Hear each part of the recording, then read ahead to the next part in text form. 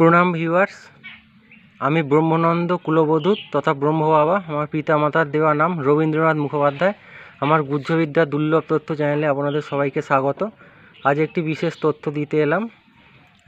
এই যে দেখতে পাচ্ছেন, এটাকে বলা হয় সর্পগন্ধা গাছ। সবাই চেনেন। এটা বিভিন্ন রকম আয়ুর্বেদিক কবিরাজি মানে চিকিৎসায় ব্যবহৃত হয়, বা এটা থেকে শুনেছি রেসারপিন বলে কোনো এক ওষুধ তৈরি হয়। যাই হোক, সেই বিষয়ে আজকে আলোচনার বিষয় না, আলোচনার বিষয় অন্য। এটা দেখতে পাচ্ছেন তুলসী গাছ। সবাই চেনে তুলসী, বিভিন্ন রকমের হয়। সাদা তুলসী, গোলক তুলসী, তারপরেতে কৃষ্ণ তুলসী, রাধা তুলসী। যাই হোক, এই দুটো গাছ একসঙ্গে যদি বাড়ির মধ্যে বসিয়ে রাখা যায় একটা টবের মধ্যে, আমার এখানে জায়গা রয়েছে, বসানো রয়েছে। টবের মধ্যে যদি একসাথে বসাতে হবে পাশাপাশি, 1 থেকে 1.5 ফুটের মধ্যে বসিয়ে রাখতে হবে, তাহলে বাড়ির মধ্যে কোনো রকম চালনা করা জিন, দৈত্য, দানব, পিশাচ, খব্বিশ, কালপুরুষ ইত্যাদি যেসব প্রেত আছে, তারা কোনোভাবেই প্রবেশ করতে পারবে না বাস্তুর মধ্যে। বাস্তু চৌহদির মধ্যে আপনার সেই বাস্তু সংলগ্ন যতটা জমি থাকবে তার মধ্যে একেবারেই প্রবেশ করতে পারবে না।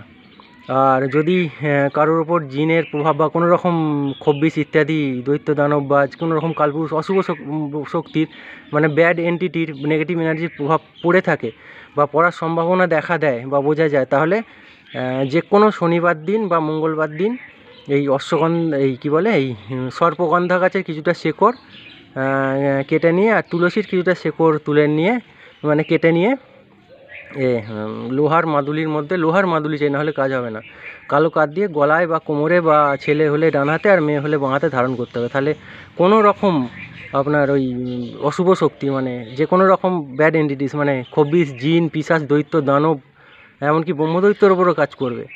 আর এরা ধারে কাছে ঘেঁষবে না। যদি শরীরের উপর প্রভাব থেকে থাকে তাহলে কেটে যাবে। ভালো করে আপনারা গাছটা চিনে রাখুন। এই যে এটাকে বলে সর্পগন্ধা গাছ।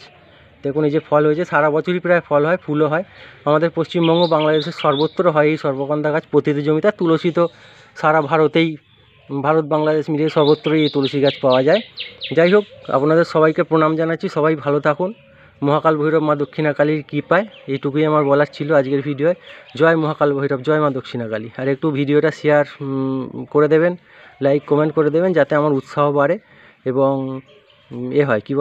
মানুষের কাছে যাতে পৌঁছে যায় উপকারের বিষয়গুলো। এইটুকুই বলার ছিল। জয় মহাকাল ভৈরব, জয় মা দক্ষিণাকালী।